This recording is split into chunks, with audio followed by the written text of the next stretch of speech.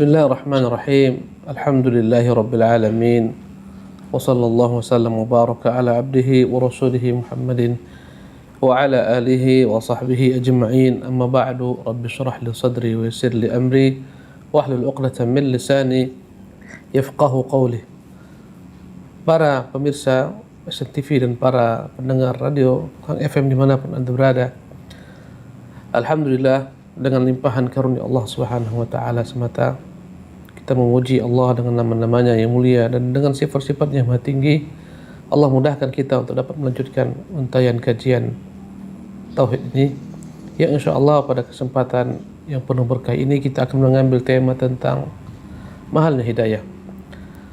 Para sahabat yang dimanapun Anda berada dan para pemirsa SNTV dimanapun Anda berada, hidayah dalam Islam dibagi ulama menjadi dua bagian. Ada yang namanya hidayah at-taufiq wad dilalah, dan ada yang namanya hidayah itu al-irsyad atau hidayatul bayan. Adapun hidayah itu at-taufiq wad dilalah, adapun hidayah itu taufiq wal ilham adalah hidayah yang hanya dimiliki oleh Allah Subhanahu wa taala. Hidayah taufiq ini tidak Allah berikan kepada siapa-siapa, tidak diberikan Allah kecuali kepada siapa-siapa yang dikehendakinya. Sebagaimana Allah Jalla wa Ala berfirman, yahdi man yasha wa yudhillu man yasha. Dia beri petunjuk siapa-siapa yang dikehendaki dan dia sesatkan siapa-siapa yang dia kehendaki. Adapun yang kedua namanya hidayatul bayan. Hidayatul bayan adalah hidayah yang disampaikan oleh makhluk, oleh manusia, yang disampaikan Nabi kepada para umatnya, yang disampaikan setiap da'i kepada mad'unya, disampaikan seseorang kepada keluarga terdekatnya, sebagaimana Allah suruh nabinya untuk menyampaikan hidayah itu kepada keluarga dekatnya. Allah berfirman, wa anzir 'ashiratakal aqrabin. Beritakanlah kabar ancaman tersebut kepada kerabat-kerabat terdekat. Ya, upaya seseorang untuk menyampaikan hidayah itu kepada keluarganya berupa anak, istri, kerabat, dan seterusnya. Ini namanya adalah hidayatul bayan. Dan Allah Subhanahu wa taala telah menyebutkan dalam Al-Qur'anul Karim bahwasanya Nabi adalah orang yang Allah Subhanahu wa taala amanahkan untuk menggiring manusia kepada hidayah ini. Allah berfirman, wa innaka latahdi ila siratal mustaqim. Sesungguhnya engkau wahai Muhammad benar-benar menunjuki manusia ke jalan lurus. Maka barang siapa yang ingin jalannya lurus dan tidak terseok-seok dalam gelombang fitnah, syubhat dan syahwat, maka hendaklah dia mengikuti Nabi yang mulia sallallahu alaihi wasallam. Para pemirsa dan para sahabat hang dimuliakan oleh Allah Subhanahu wa taala, kita hidup di akhir zaman. Kita hidup di masa fitnah yang begitu dahsyat melanda. Baik fitnah syahwat, baik fitnah syubhat yang dapat meluluh lantakkan agama. Kita hidup di masa Islam, ya, pengikutnya atau penganutnya jauh daripada nilai-nilai Islam tersebut, yang berdampak kepada lemahnya kaum muslimin dan dilemahkan kaum muslimin oleh musuh-musuhnya, yang pada hakikatnya bukanlah musuh-musuh mereka kuat, tetapi hakikatnya kaum muslimin yang lemah. Kita hidup di masa begitu dahsyatnya isu-isu menyebar melalui berbagai macam media. Saban sebentar kita akan mendapatkan melalui jaringan sosial, baik melalui Twitter, Facebook, baik melalui WhatsApp dan seterusnya. Tersebarnya berbagai macam berita-berita yang menakutkan kaum muslimin, yang membuat mereka seolah-olah di ujung tanduk dan akan segera binasa di seluruh muka bumi ini. Dan orang-orang yang tidak bersimpuh di hadapan para ulama, orang-orang yang tidak duduk di hadapan para penimba ilmu, mereka lah orang yang paling takut menghadapi segala macam isu-isu ini yang begitu dahsyat merebak, yang terkadang belum tentu kebenarannya, yang terlampau dilebih-lebihkan, seolah-olah Islam itu ada di ujung tanduk. Kemudian Islam itu akan segera disembelih, pengikutnya akan segera dihinakan di seluruh penjuru muka bumi ini. Kita hidup pada zaman yang begitu dahsyatnya memang musuh-musuh Islam dari segala penjuru berusaha untuk melemahkan kaum muslimin yang telah lemah agamanya, akidahnya, manhajnya, muamalahnya, akhlaknya. Yang pada hakikatnya jawabannya adalah dengan mengikuti Nabi yang mulia SAW, pasti mereka tidak akan terseok-seok ke dalam berbagai macam jurang-jurang syahwat dan syubhat. Sebagaimana Allah tadi katakan, wa innaka la tahdi ila siratin mustaqim. Sesungguhnya wahai Muhammad, engkau benar-benar di atas jalan yang lurus, menunjuki manusia di atas jalan yang lurus. Menghadapi gelombang fitnah, bukannya Nabi SAW tidak pernah mendapatkan gelombang fitnah sebagaimana yang kita dapati sekarang.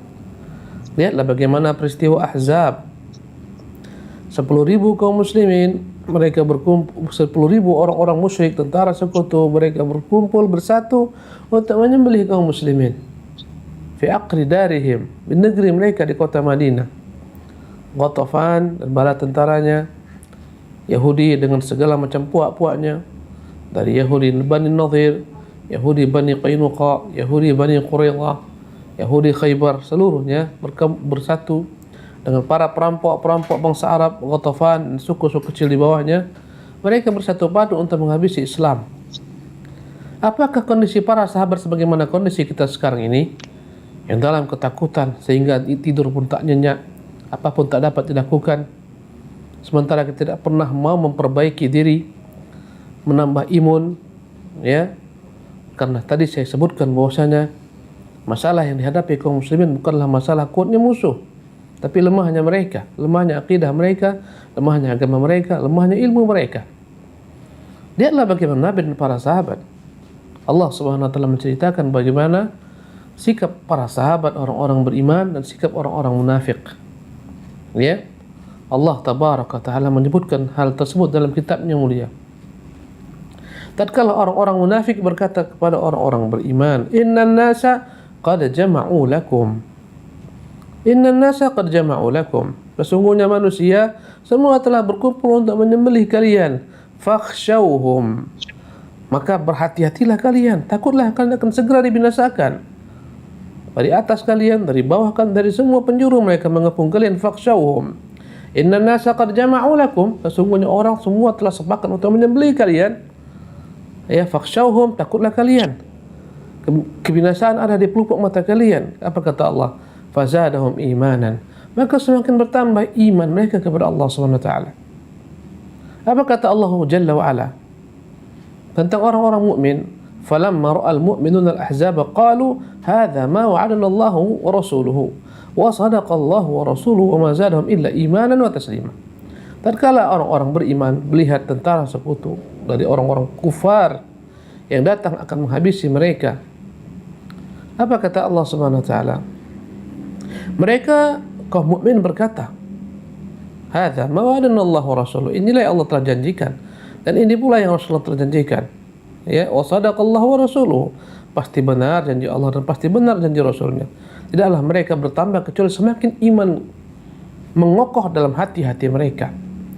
Para pemirsa dan para pendengar yang dimuliakan Allah Subhanahu wa taala, maka hidayah yang dibawa Nabi SAW Anda hendaklah ikuti. Kaum muslimin itu dikalahkan dengan dosa-dosa mereka, dengan kelemahan mereka, dan mereka akan dimenangkan dengan iman mereka. Lihatlah bagaimana pada peristiwa-peristiwa yang telah terjadi pada masa Rasulullah SAW. Jumlah mereka yang sedikit senantiasa mengalahkan yang banyak, karena mereka memiliki iman yang bagaikan gunung, yang kokoh, yang dalam bagaikan samudra. Ya, lihatlah perkataan Abdullah bin Rawaha pada perang Mu'tah. Sesungguhnya kita memerangi musuh-musuh kita bukan dengan jumlah kita. Tatkala mereka 3.000 menghadapi 200.000 pasukan orang-orang kufar, orang-orang Nasara Arab dan orang-orang Romawi Nasara. Tapi kita memerangi mereka dengan iman. Subhanallah. Maka inilah hidayah yang diajarkan Nabi SAW pada zaman fitnah seperti ini merebak. Ya, yang kadang-kadang membuat orang akhirnya ketakutan. Ketakutan yang berlebihan yang membuat mereka lupa untuk bersiap menyambut musuh mereka. Apa yang harus dipersiapkan tentunya adalah muatan iman. Karena seandainya muatan iman itu ada pada diri orang-orang mukmin, pastilah Allah SWT akan menjadikan mereka umat yang paling tertinggi di dunia ini. Sebagaimana Allah mengatakan, wa antumul a'launa in kuntum mu'minin. Kalianlah umat yang paling tertinggi seandainya kalian beriman. Dan agamanya adalah agama yang menang, agama yang tegak. Ya, tatkala dia benar-benar dipegang oleh penganutnya. Sebagaimana Allah Subhanahu wa taala menyebutkan, "Huwallazi arsala rasulahu bil huda wa dinil haqq." Dialah Allah yang telah mengirim rasulnya membawa petunjuk hidayah. Inilah yang kita bahas. Dialah yang mengirim rasulnya membawa hidayah. Inilah namanya hidayah itu al-bayan. Liyudhhirahu 'ala dini kullih. Agar dengan hidayah ini Allah menangkan Nabi SAW. Allah menangkan agama Nabi SAW di atas semua agama.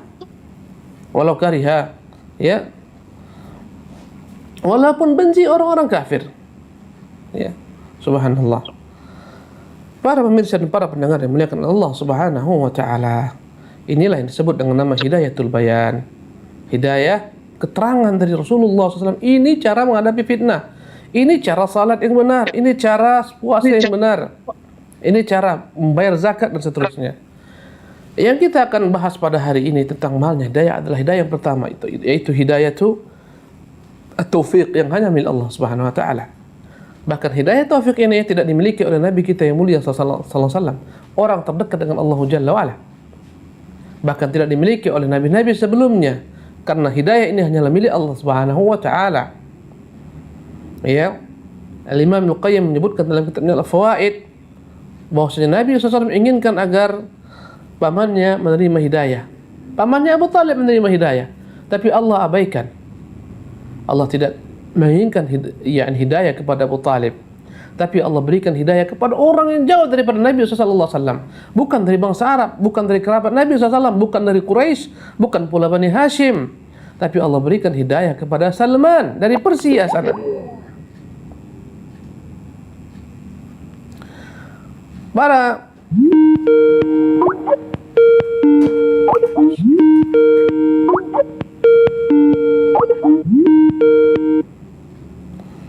Para pemirsa dan para pendengar Hang FM dimanapun Anda berada, itulah mahalnya hidayah. Nabi inginkan Abu Talib, Allah inginkan Salman. Allahu Akbar. Nabi inginkan Abu Lahab, tapi Allah pilihkan Bilal.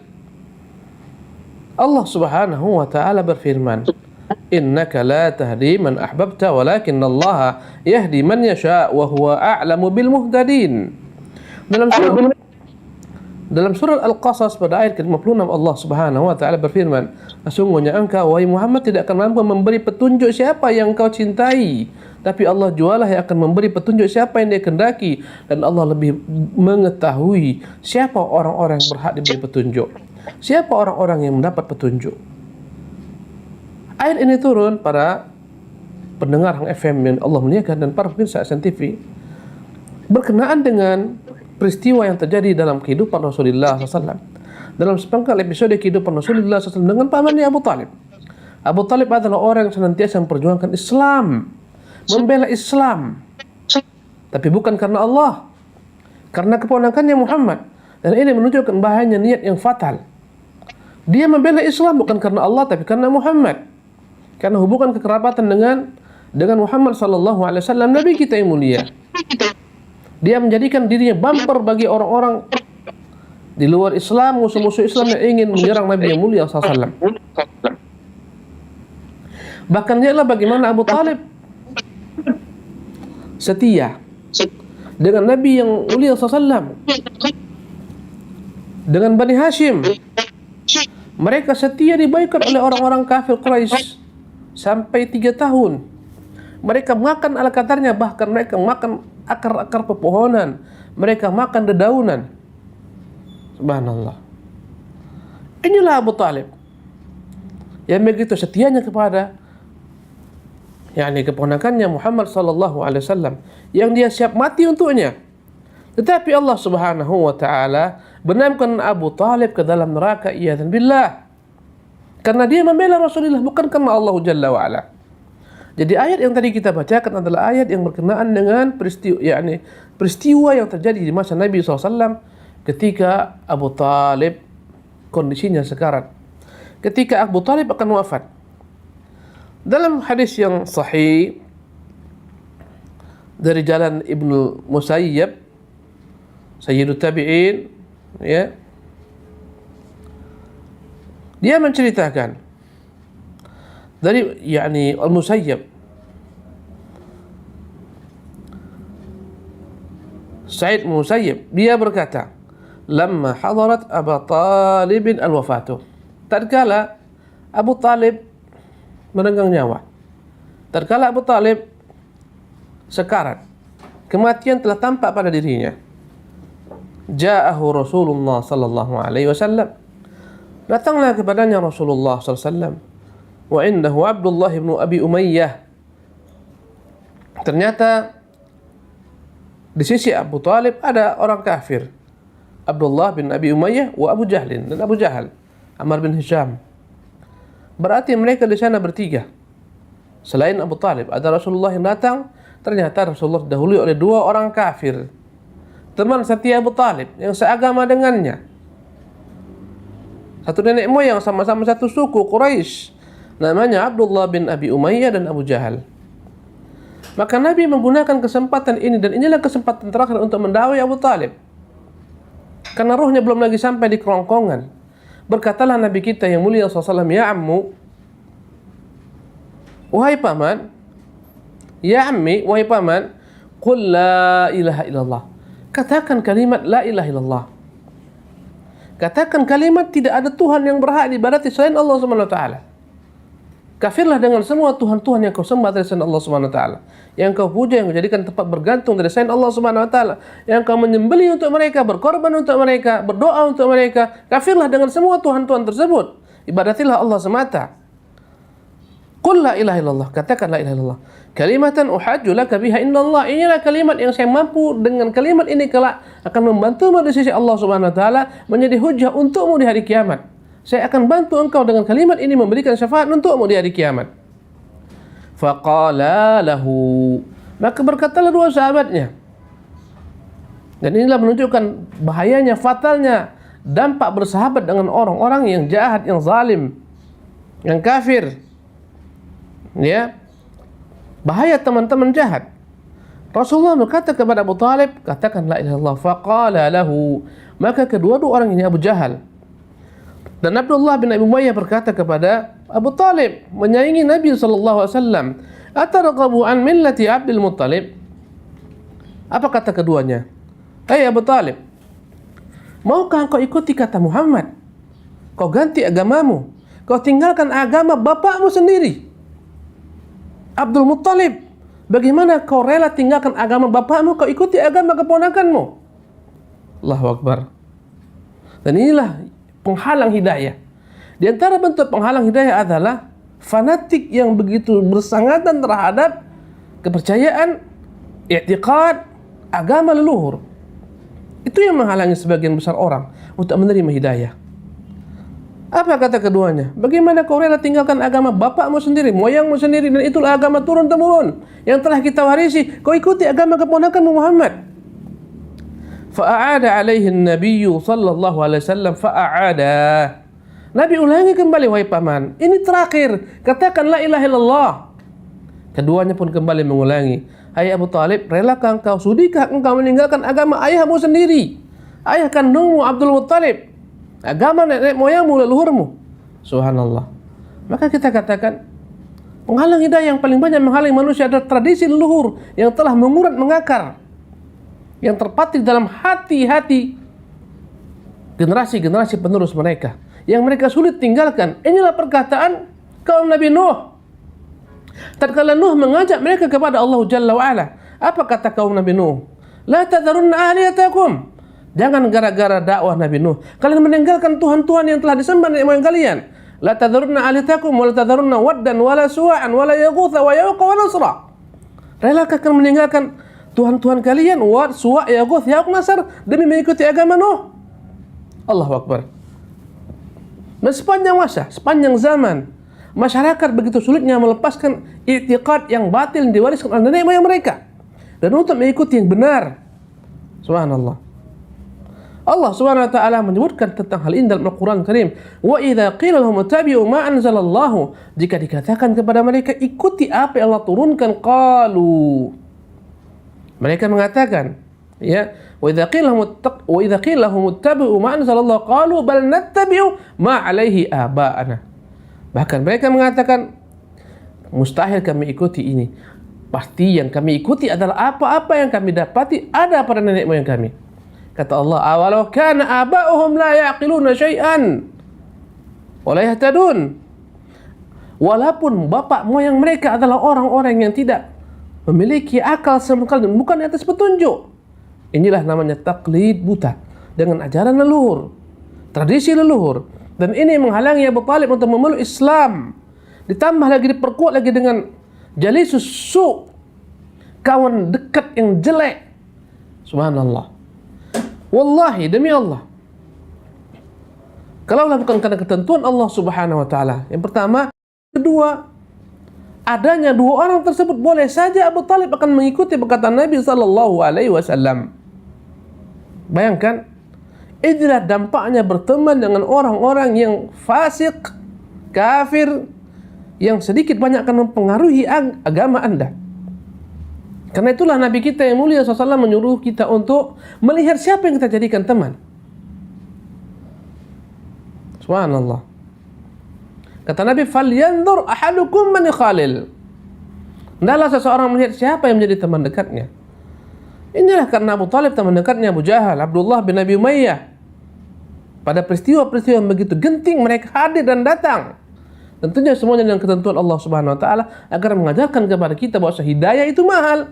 Tidak semua orang Allah berikan, sampai orang terdekat dengan Nabi. Maka kita yang telah menerima hidayah ini hendaklah menjaga hidayah ini, jangan sampai lepas dari diri kita, dari keluarga kita. Allahu Akbar. Fakana akhiru ma qal, terakhir yang dikatakan oleh Abu Talib, paman Nabi kita, ya, huwa ala millati Abdul Muttalib. Dia tetap konsisten, istiqamah, konsekuen di atas agama Abdul Muttalib, dan dia pun mati, meninggal dalam keadaan kafir. Wa aba an yaqula la ilaha illallah, dia enggan mengucapkan kalimat la ilaha illallah. Dan ini menunjukkan kepada kita, orang walaupun mengamalkan amalan-amalan apapun, ya, kebaikan-kebaikan apapun, tapi jika tidak mengucapkan kalimat la ilaha illallah, sia-sia. Berbagai macam kebaikan yang dilakukan oleh Abu Talib, tapi tidak dia ucapkan kalimat ini, sia-sia semua kebaikannya. Subhanallah. Ya. Para pemirsa dan para pendengar dimuliakan oleh Allah Subhanahu wa taala, banyak orang-orang muslim yang begitu terkagum-kagumnya kepada orang-orang kafir, kepada negeri-negeri kafir, sehingga mereka mengatakan dalam ungkapan mereka, sesungguhnya negeri kafir fulan itu lebih Islam daripada negeri Islam sendiri. Wallah, ini ungkapan yang batil. Ungkapan yang batil. Ya, orang kafir dan negeri fulan mereka itu lebih Islam daripada orang Islam sendiri. Ini ungkapan yang batil. Karena Islam adalah akidah. Kita mengetahui sebagian orang-orang kafir dan sebagian negeri kafir tegak dengan keadilan antara mereka. Ya, akhirnya Allah Subhanahu wa taala takdirkan mereka maju. Akhirnya kaum muslimin menganggap mereka maju karena agama mereka. Akhirnya diikutilah pola-pola mereka. Subhanallah. Padahal hakikatnya mereka itu semuanya maju bukan karena mereka itu mengamalkan agama mereka yang batil. Mereka mengamalkan nilai-nilai kemanusiaan yang sebenarnya tanpa agama pun setiap orang mencintai kejujuran, mencintai keadilan. Semua orang, semua manusia, tanpa diturunkan agama, mencintai keadilan, kejujuran, kebaikan. Itu semua adalah tabiat yang ada pada manusia. Yang membedakan adalah akidah. Lihatlah bagaimana baiknya Abdullah bin Jan'an. Dialah orang terbaik masa jahiliyah sebelum Islam. Dia senantiasa beri makan orang, dia senantiasa bantu manusia, memudahkan urusan manusia, membantu orang yang kesusahan, membela orang-orang terzalimi. Sehingga Aisyah bertanya, "Ya Rasulullah, bermanfaatkah bagi Abdullah bin Jan'an segala sesuatu yang dia perbuat daripada kebaikan?" Kata Nabi, "Tidak. Li'annahu lam yaqul yawman rabbighfir li khati'ati yawmiddin." Karena dia tidak pernah sekalipun mengucapkan, "Ya Allah, ampunkan aku pada hari berbangkit." Tidak beriman dengan hari berbangkit. Abu Talib satu gudang, satu gunung kebaikan Abu Talib. Tapi semuanya hancur lebur karena dia tidak mengucapkan kalimat la ilaha illallah tabaraka ta'ala. Dan ini menunjukkan kepada kita bahwa tidaklah hanya sekedar ucapan. Kalaulah sekedar ucapan pasti akan diucapkan oleh Abu Talib. Karena Abu Talib paham konsekuensi ucapan ini. Jika dia ucapkan, dia harus kafir dengan Tuhan-Tuhan lamanya. Dan Abu Jahal pun paham. Karena itulah Abu Jahal menyanggah Abu Talib mengatakan kalimat ini, karena besar konsekuensinya. Sementara sebagian kaum muslimin begitu mudah mengucapkan kalimat la ilaha illallah, tapi mereka batalkan dengan perbuatan-perbuatan kesyirikan. Mereka yang mengucapkan kalimat la ilaha illallah, mereka yang batalkannya. Datang ke dukun-dukun, minta jimat, minta penglaris, datang ke kayu-kayu besar, datang ke pohon-pohon, datang ke batu-batu. Subhanallah. Datang ke kuburan-kuburan dikeramatkan, minta hajat mereka di sana. Sementara mereka orang yang mengucapkan kalimat la ilaha illallah. Dan ini menunjukkan kepada kita kalimat la ilaha illallah akan bermanfaat ketika orang memahami maknanya dan memahami konsekuensinya. Tiada guna kalimat la ilaha illallah yang diucapkan oleh orang-orang munafik, karena mereka mengucapkannya bukan dengan iman. Subhanallah. Para pemirsa dan para pendengar dimuliakan oleh Allah Subhanahu wa taala. Karena itulah Allah turunkan ayat yang tadi saya bacakan, innaka la tahdi man ahbabta walakinnallaha yahdi man yasha. Para pemirsa dimuliakan oleh Allah Subhanahu wa taala, demikianlah sisi materi yang dapat kita sajikan pada hari ini. Semoga bermanfaat. Aqulu qouli hadza wa astaghfirullah li wa lakum wa atubu ilaihi wa sallallahu wasallam ala nabiyyina Muhammad. Naam. Baik, sahabat yang dimanapun Anda berada, demikian telah kita ikuti materi yang telah disampaikan oleh Al-Ustaz Abu Fairuz Ahmad Ridwan LCMA Hafizahullah Ta'ala langsung dari Masjid Sabilun Najah Batu Aji. Ya, pertanyaannya, kalau Allah Subhanahu Wa Ta'ala menurunkan Al-Quran, mengapa Allah harus menurunkan, ataupun kalau Al-Quran nantinya akan diturunkan, kenapa sebelumnya diturunkan Taurat dan Injil, Ustaz? Baik. Alhamdulillah. Wassalatu wassalamu ala Rasulillah wa ala alihi wa sahbihi wa ba'd. Para pemirsa dan para pendengar dimuliakan oleh Allah Subhanahu wa taala. Kalaulah Allah Subhanahu wa taala, ini pertanyaannya. Kalaulah Allah Subhanahu wa taala akan menurunkan Quran yang sempurna, kenapa diturunkan sebelumnya kitab-kitab Taurat, Zabur, Injil? Ya, kenapa tidak langsung Allah turunkan Al-Quran Karim? Jawaban yang pertama, akhi barakallahu fik, penanya yang Allah muliakan. Adapun tentang perbuatan Allah Subhanahu wa taala jangan ditanyakan. Allah berfirman, la yus'alu amma yaf'al wa hum yus'alun. Tidaklah layak ditanyakan kepada Allah apa yang dia lakukan, tapi hendaklah mereka bersiap-siap, mereka akan ditanyakan oleh Allah Subhanahu wa taala.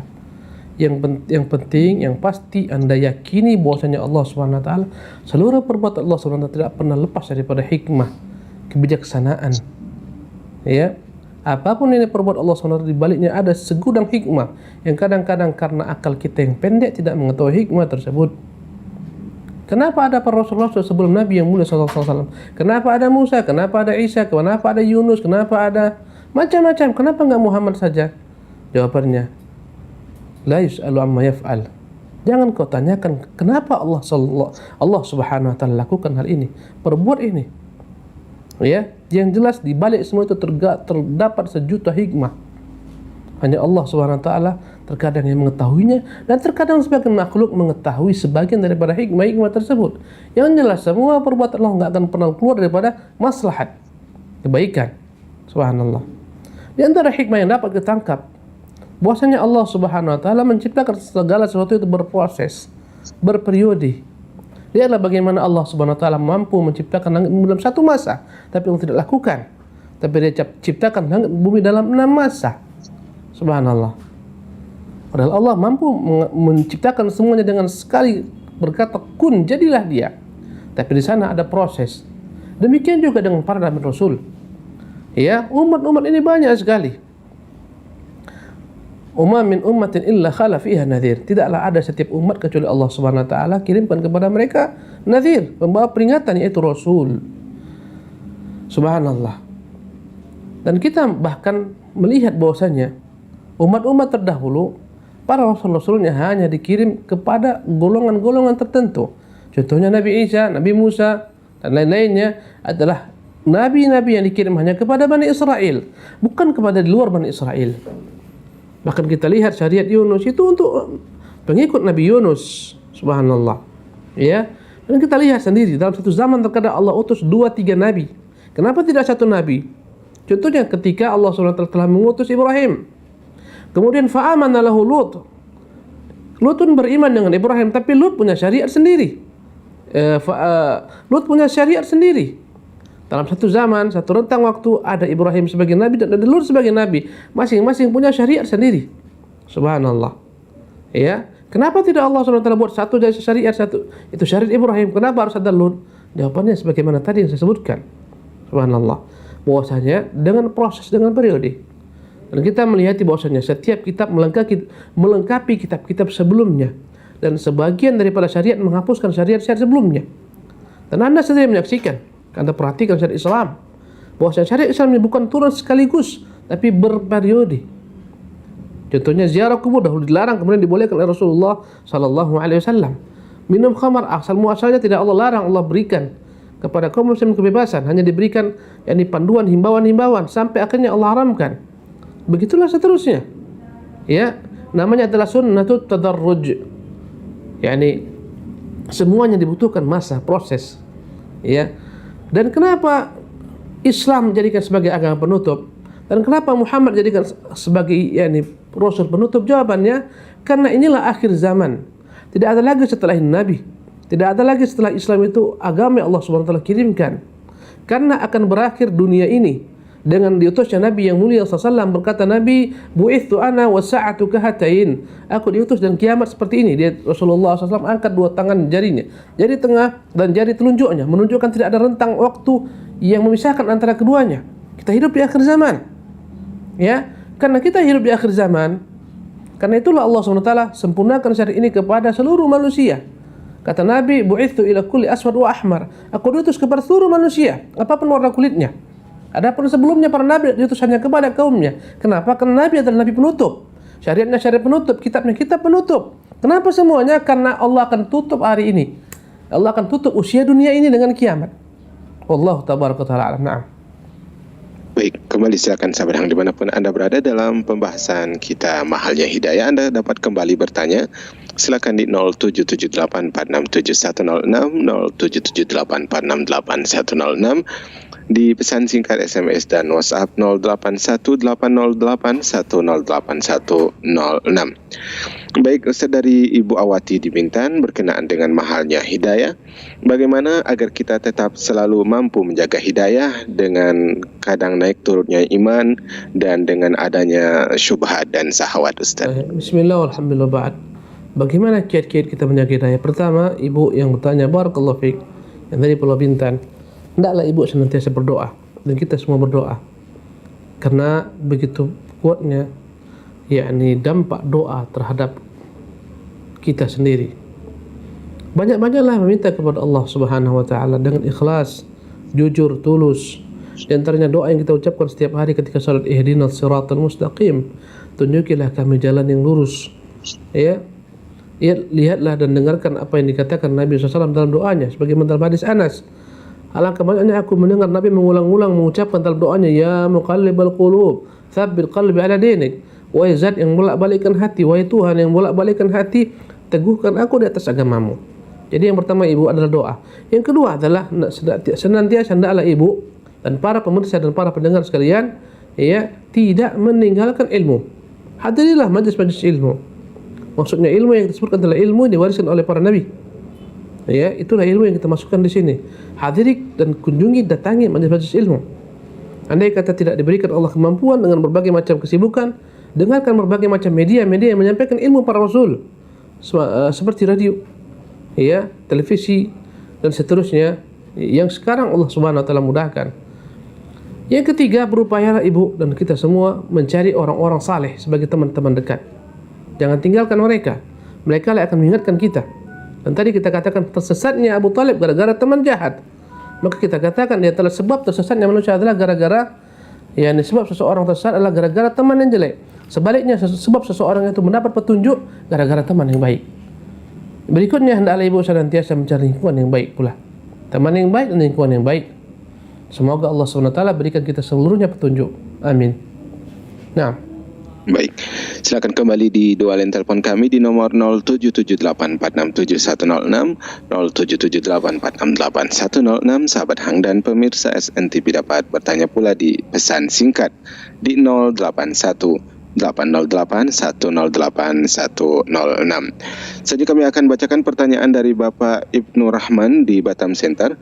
Ustadz, pertanyaan saya berkenaan dengan Abu Thalib tadi. Beliau itu seperti yang saya ketahui adalah yang mendapatkan keringanan azab. Apakah itu tandanya kebaikan-kebaikan yang dikerjakan oleh orang yang tidak Islam akan tetap bermanfaat meskipun tidak menyelamatkan dari neraka, Ustaz? Baik. Bismillah walhamdulillah ba'd. Yani syafaat Nabi sallallahu alaihi wasallam kepada orang kafir hanyalah syafaat Nabi yang Allah SWT izinkan diberikan kepada Abu Talib. Adapun selain Abu Talib tidak. Hanya kepada Abu Talib. Dan syafaat tersebut bukanlah dapat mengeluarkan Abu Talib daripada azab Allah, tidak, tapi hanya meringankan azab Allah Subhanahu wa taala. Maka Abu Talib di akhirat dialah azabnya paling ringan berkat syafaat Nabi SAW. Hanyalah dia menggunakan sandal atau terompah yang dia pakai kemudian melelehlah isi otaknya, dan dia menganggap dialah yang paling dahsyat diazab, padahal dia yang paling ringan. Adapun selain Abu Talib tidak ada bagi mereka syafaat. Kalaulah kemudian timbul pertanyaan, apakah orang-orang di neraka itu orang-orang kafir diazab dengan azab yang berbeda-beda? Kita katakan ya. Orang kafir yang menzalimi manusia seperti sekarang kita lihat, yang menghabisi anak-anak kaum muslimin di Aleppo contohnya, di Halab, ya, di Suria, mereka yang menghabisi kaum muslimin, anak-anak kaum muslimin, perempuan-perempuan kaum muslimin, yang membantai kaum muslimin, yang menghalangi kaum muslimin daripada kebenaran, yang menyesatkan kaum muslimin, tidak akan sama dengan orang-orang kafir yang tidak menyesatkan kaum muslimin, yang tidak membantai kaum muslimin. Beda. Walaupun semua mereka akan diazab selama-lamanya, tapi berbeda azabnya. Dan semua kebaikan-kebaikan orang kafir di dunia ini hanyalah Allah berikan balasan kebaikan tersebut di dunia pula, berupa kemurahan rezeki, kecintaan makhluk kepadanya, dan seterusnya. Tapi ketika dia meninggal, habislah semua kebaikannya, maka dia akan diazab oleh Allah Subhanahu wa taala kekal di neraka selama-lamanya. Naam. Baik, kembali silakan di jalur telepon Anda dapat kembali menghubungi kami di nomor 07784671064810. Halo. Halo, Assalamualaikum Ustaz. Waalaikumsalam warahmatullahi. Dengan siapa, di mana Ibu? Dengan Ummu Maryam di Batam Center. Ummu Maryam, langsung ke pertanyaan Ibu. Ya, barakallahu fiik Ustaz. Barakallahu. Ustaz, Ana mau bertanya, bagaimana seharusnya kita menyikapi seperti broadcast atau yang ada di media sosial yang isinya itu semacam ada mengatakan bahwa Indonesia ini sudah dikepung oleh musuh-musuh Islam, misalnya komunis, Syiah, liberal, dan lain-lain. Yang kadang itu menimbulkan ketakutan juga sama kita gitu. Bagaimana seharusnya kita menyikapi hal seperti itu? Baik, Ibu. Kalau Ustaz. Assalamualaikum. Waalaikumsalam warahmatullahi wabarakatuh. Ya, taib. Bismillah, alhamdulillah ba'd. Inilah pertanyaan yang begitu sesuai dengan kondisi zaman. Ini membuat banyak orang stres, membuat orang banyak pusing, membuat orang khawatir. Subhanallah. Memang kita katakan semua orang wajib khawatir tentang agamanya, negerinya, ya, semua orang wajib khawatir. Tapi sebenarnya kekhawatiran tersebut jangan sampai berlebih-lebihan sehingga orang lupa untuk mempersiapkan diri. Tadi saya katakan bahwasanya kemenangan itu di tangan Allah Subhanahu wa taala, bukan di tangan orang kafir. Sehebat apapun senjata orang-orang kafir, tipu daya, tipu muslihatnya, tidak akan mungkin dapat mereka menaklukkan kaum muslimin kecuali dengan izin Allah Subhanahu wa taala. Kemenangan bukan di tangan orang kafir, tapi di tangan Allah Subhanahu wa taala, dan dia akan berikan kepada kaum mukminin ketika memang kaum mukminin adalah orang-orang yang layak diberikan kepada mereka kemenangan. Apa kata Allah? Wa man nasru illa min indillah. Tidaklah ada kemenangan kecuali di tangan Allah Subhanahu wa taala, dari Allah Subhanahu wa taala. Pada peristiwa azab, bukan kaum muslimin yang memerangi orang-orang musyrikin, tapi Allah. Kata Allah, kafallahu al-mu'minina al-qital. Cukuplah Allah memerangi musuh-musuh mereka, musuh-musuh orang beriman. Yang apa? Allah kirimkan angin, habis seluruhnya mereka. Subhanallah. Kata Allah Subhanahu wa taala, ini ayat yang begitu dahsyatnya, kuatnya, menunjukkan ini sikap kita yang seharusnya. Apa kata Allah dalam banyak ayat? Bala in tasbiru wa tattaqu la yadurrukum kaiduhum syai'an. Innallaha bima ya'maluna muhit. Bala, ketahuilah, in tasbiru, seandainya kalian bersabar, dan tentu kita paham sabar dibagi tiga oleh para ulama. Sabar menjalankan perintah-perintah Allah, sabar menjauhi larangan Allah, sabar dengan sebuah ketentuan kauniyah Allah Subhanahu wa taala. Bala in tasbiru, seandainya kalian bersabar dengan menjalankan perintah-perintah Allah, menjauhi larangan Allah Subhanahu wa taala, sabar dengan segala macam perkara-perkara yang telah Allah gariskan, ya, berupa musibah dan ujian. Bala in tasbiru wa tattaqu, dan kalian bertakwa kepada Allah Subhanahu wa taala. Dan takwa itu akan terwujud ketika seorang berupaya mengerjakan perintah-perintah Allah, menjauhi larangan Allah Subhanahu wa taala. Apa kata Allah? La yadhurrukum kaiduhum syai'an. Tidak akan dapat kalian dibahayakan oleh mereka. Tidak akan guna segala macam tipu muslihat mereka. Innallaha bima ya'maluna muhit. Allah mengetahui apa yang mereka sedang lakukan. Apa makar mereka terhadap negeri ini, terhadap kaum muslimin. Kalaulah kaum muslimin kuat akidahnya, subhanallah, kuat ilmunya, kuat bergantungnya kepada Allah, mereka tak akan mampu melakukan apapun juga. Subhanallah. Agama, yakni umat ini, negeri ini, anak bangsa ini butuh pencerahan agama yang benar. Subhanallah. Butuh ketakwaan yang tebal, butuh iman yang dahsyat untuk dapat menangkal segala macam kekhawatiran yang ada di benak mereka. Subhanallah. Maka kita bukan meramaikan media sosial, menyebarkan isu-isu seperti ini yang tidak jelas benar tidak benarnya, tetapi yang jelas persiapkan diri Anda. Kata Allah Subhanahu wa taala, wa a'iddu lahum mastata'tum, siapkan diri kalian untuk mereka. Persiapan Allah Subhanahu wa taala minta daripada kita dua bentuk persiapan. Namanya yang pertama adalah al-i'dadur ruhi, persiapan roh, persiapan mental. Persiapan roh itu yang sekarang kita kurang. Al-i'dadur ruhi. Allahu Akbar. Ya. Maka yang paling benar solusinya sekarang bukanlah kita menyibukkannya dengan media sosial yang seolah-olah hampir-hampir membuat kita binasa, SOH di semua disembelih, semua subhanallah, hancur NKRI dan seterusnya. Bukan itu solusinya. Solusinya perbanyak baca kitabullah tabaraka taala, amalkan kandungan-kandungan terdapat dalamnya, yakini janji Allah Subhanahu wa taala. Kembali kepada Allah Subhanahu wa taala, Dia yang Maha Kuasa mencabut segala macam mara bahaya dan bencana. Karena semua mara bahaya dan bencana semuanya tidak akan pernah dapat terjadi kecuali dengan izinnya. Dan Dia telah mengatur semua dengan sebab dan akibat. Andai katakan seperti ini, jadinya seperti ini. Kata Allah, wala tahinu, jangan kalian melemah, wala tahzanu, jangan kalian bersedih, wa antumul a'launa in kuntum mu'minin, kalian yang paling tinggi sekiranya kalian beriman. Sementara lihatlah bagaimana kondisi iman kaum muslimin. Dangkalnya iman kaum muslimin, mereka lebih mencintai, subhanallah, perkataan-perkataan manusia. Mereka lebih meramaikan media sosial yang enggak jelas sumbernya dibandingkan meramaikan masjid-masjid Allah Subhanahu wa taala, menghadiri kajian-kajian. Subhanallah, mengamalkan perintah-perintah Allah Subhanahu wa taala. Penyakit kita adalah dosa-dosa kita, bukan musuh yang kuat. Hendaklah kita beristighfar, bertaubat kepada Allah, minta kepada Allah agar Allah selamatkan bangsa ini. Dan Allah Subhanahu wa taala akan selamatkan kita tatkala kita beriman kepadanya. Patuhlah taat kepadanya, tidak menyekutukan dengan apapun juga. Lihatlah janji Allah Subhanahu wa taala, wa'adallahu alladhina amanu minkum. Allah berjanji kepada orang-orang beriman di antara kalian, wa aminus salihat, dan kepada orang-orang beramal saleh, la yastakhlifannahum fil ardi. Allah pasti akan memberikan bagi mereka kekuasaan di bumi. La yastakhlifannahum fil ardi kama stakhlafa alladhina min qablihim. Sebagaimana Allah telah berikan bukti, Allah berikan kekuasaan orang-orang sebelum mereka. Lihatlah bagaimana Allah berikan bukti, bagaimana Khulafaur Rasyidin memancangkan akar-akar akidah, menyebarkan agama ke seluruh dunia. Kapan? Ketika iman kuat dengan mereka. Subhanallah. Kata Allah, wala yumakkinanna lahum dinahum alladzi irtata lahum. Allah akan kokohkan agama mereka yang diridhoi Allah Subhanahu wa taala. Wala yubaddilannahum min ba'di khaufihim amna. Allah pasti akan menggantikan rasa takut mereka, rasa galau mereka, kecemasan mereka dengan rasa tentram dan aman. Kapan itu terwujud? Subhanallah. Ya'budunani, itu terwujud ketika mereka mengibadati saya, menyembah saya semata. La yusyrikuna bi syai'an, tatkala mereka tidak menyekutukan saya dengan apapun juga. Dan inilah janji Allah Subhanahu wa taala. Subhanallah. Maka jangan sampai kita ketakutan berlebihan terhadap apa-apa yang kita dengarkan yang belum jelas ujung pangkalnya. Memang kita wajib bersiap.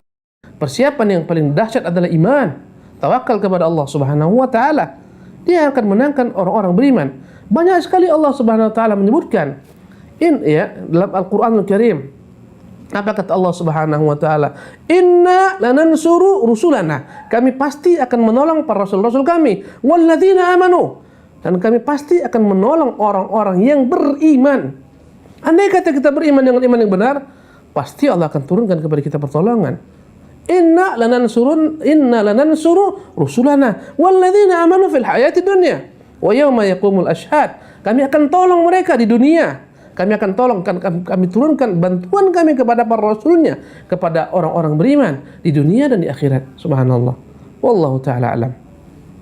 Baik, kami ucapkan jazakumullah khairan kepada Ustaz Abu Fairuz Ahmad Ridwan LCMA Hafizahullah Ta'ala atas materi dan juga tanggapan dari pertanyaan diberikan hari ini.